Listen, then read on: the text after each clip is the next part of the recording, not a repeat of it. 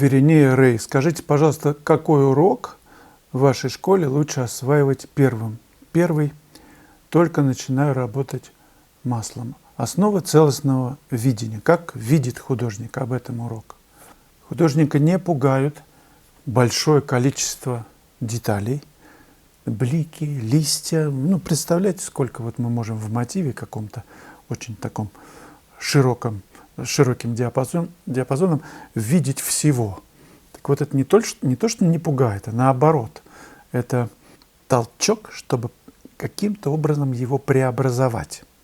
И от того, как видит художник, вот все художники разные, да, видение у всех разное, поэтому картины разные. Так вот, от этого видения зависит вообще, на что он нацелен, где он остановится, к чему он идет, что в его приоритетах. В общем, этот урок первый очень важный. Потом следующий урок 13-й. Он о композиции в пейзаже. Тоже важно. Оба урока на основе большого количества примеров показывают, рассказывают, как устроена живопись, что такое вообще какие-то детали. Их же нужно поместить в холсте. И у одного получается шедевр, у другого вообще, как бы он ни помещал, ничего не получается. Это как раз зависит от того, композитор ли он внутри или нет. Может ли он сочетать любые, я не знаю, какие-то кусочки, и получится ли у него такая вот вещь, которую можно назвать произведением искусства. Так что отсылаю вас к первому 13-му, потом 28-й о перспективе в пейзаже. Это прям с карандашиком и с бумажкой, нужно рисовать вместе со мной. Опять много примеров, и вы учитесь строить все предметы, весь предметный мир на холсте. Потом 52-й, который недавно вышел, это композиция в натюрморте. Очень важна. Вообще, очень мало любят писать люди натюрморты, это неудивительно, но я хочу вас влюбить в это дело, потому что, бы ни писал художник, он пишет свет, да, известная формула. Но, допустим, вы любите писать фигуратив, ну прям вот страсть, а это все так. Но ведь фигуратив где-то, вот эта фигура должна же быть в среде, не просто же там пустой белый холст или серый. Среда нужна. Значит, вы должны писать интерьер, уметь. Что-то вы должны вообще в какой-то предметный мир, я не знаю, что должен же быть рядом, когда вы пишете портрет. Значит, нужно уметь писать натюрморт. И пейзаж, естественно. Может быть, вы захотите фигуратив в среде более обширной, чем интерьер. Так что пейзаж тоже надо уметь. Вот и получается, что безвыходное положение. Натюрморт нужно уметь писать. Пейзаж нужно уметь писать. И только после этого приступать к фигуративу. Конечно, нужно писать все вместе, но нельзя что-то исключить. Вот эти 4 урока вы изучите, а потом интуитивно подбираете под разные задачи то, что вы хотите, с чем познакомиться. Есть портреты, есть натюрморты, есть пейзажи. Так что к каждому уроку есть анонсы, выбирайте по анонсам. Почувствуйте, вот оно, как вам откликается или нет. Олег Сизаненко. Вячеслав, как вы относитесь к самовыражению и творчеству? Мне кажется, что творчество – это несколько секунд, когда рождается замысел. А дальше просто покраска холста для воплощения этого замысла. А самовыражение – вообще слово в лексиконе живописца неприличное. Работать надо, а не выражаться. Ну, вот такая штука. Я на этом погорел, Олег. Меня лет на 15 выкинуло из живописи, потому что я почувствовал, что я ремесленник. То есть замысел, эскизы, на уровне эскизов я весь горю, а потом этот огонь угасал, и я почувствовал, что я превращаюсь в исполнителя этих эскизов. И мне неинтересно. Но случилось так, что я понял, что это было мое зазнайство. Я окончил Строгановку, я выставляюсь, у меня все покупают, за рубеж, вообще все разлетается, почет и хвала. Я думал, что я могу все. Вот это вот иллюзия, которая очень мешает. Ловушка. Ну, как из нее выйти? Вот надо честно посмотреть на то, что вы делаете. Оно вообще вот как? Его действительно можно в музей повесить, в Эрмитаж, в Лувр, в Дорсе?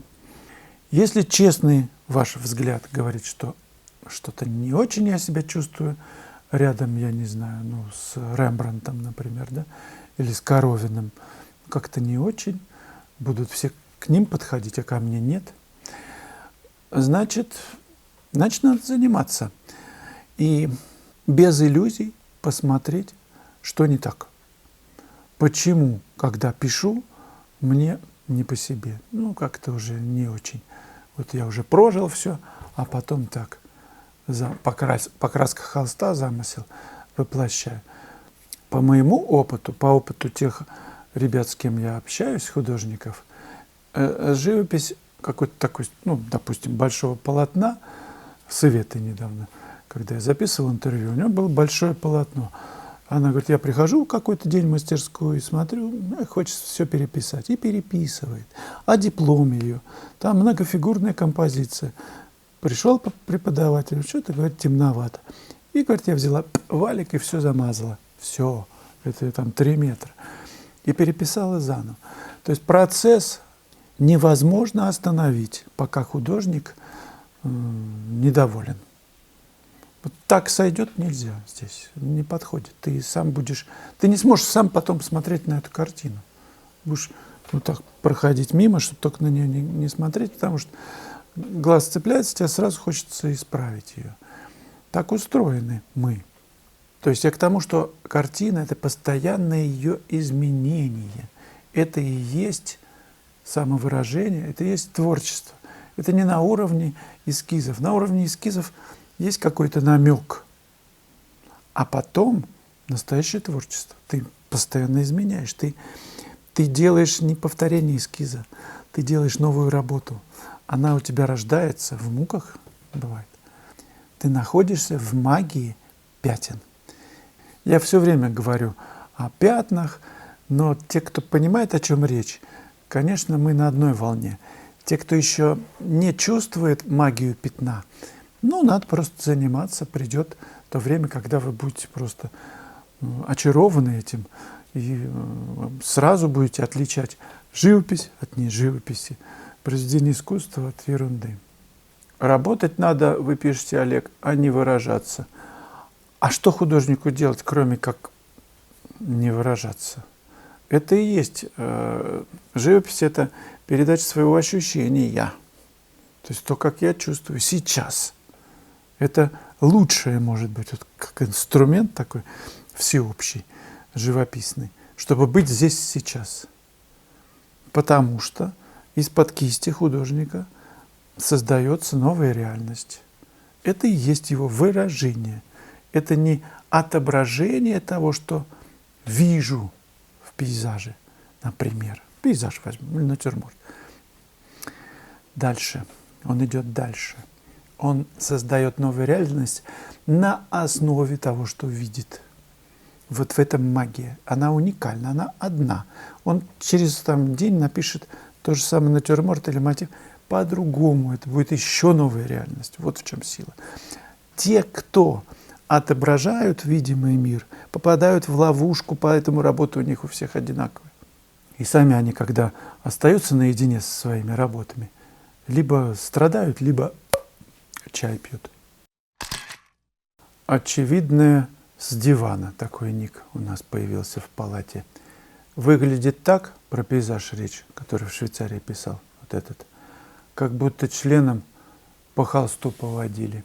А вы знаете, что есть такой, на Ютубе наберите, выходит огромное количество людей, он выходит голый, с холстом, вот так перед собой, в области как раз вот этого члена, и начинает чем-то писать, возить по холсту. А потом, значит, люди ж не видят, холст к ним с подрамником, да, он подрамником задней стороной, к зрителям все закрывают глаза, хохочут. А он потом, значит, показывает, что он написал, навозякал этим вот этим продуктом, вот этим причинным. Ну, портрет. Видимо, на этом он бабки делает, чувак один. Но я в основном пишу мастихином и кисточками. Если прохудился носок, я могу носок, например, снять и носком пописать, было такое, салфетками. Но вот этим вот членом нет, не писал. Видимо, выглядит просто так, для вас. Тут как раз мы подходим к главному, что красота в глазах смотрящего. И каждый видит ту красоту, до которой дорос. Лайки, прошу вас ставить, это важно каждый раз. Комментарии и вопросы. Анонс для примера из моей онлайн-школы. Заходите в нее. Там очень конструктивно все для того, чтобы изучать живопись на основе многих уроков, более 50, которые я сделал. Заходите. Первый урок в моей онлайн-школе о том, как видит художник. Я подробнейшим образом разбираю очень много, в основном, своих работ. Разбор – это препарация. Из чего она состоит? Конечно, мы говорим о тоне, о композиции, как это все устроено. Как в обычном мире обычные пейзажи, не пройти мимо них и увидеть в них изюминку, отсечь или обобщить ненужное, вытащить главное на передний план. Обо всем этом в первом уроке. Я стараюсь до вас донести, как отличить проходную работу от действительно произведения искусства. В чем разница? Как ее нащупать? Как смотреть на свои работы критически? Увидеть в них ошибки и больше никогда их не допускать. Писать грамотно. Двухчасовой урок. Посидите с бумагой и карандашом.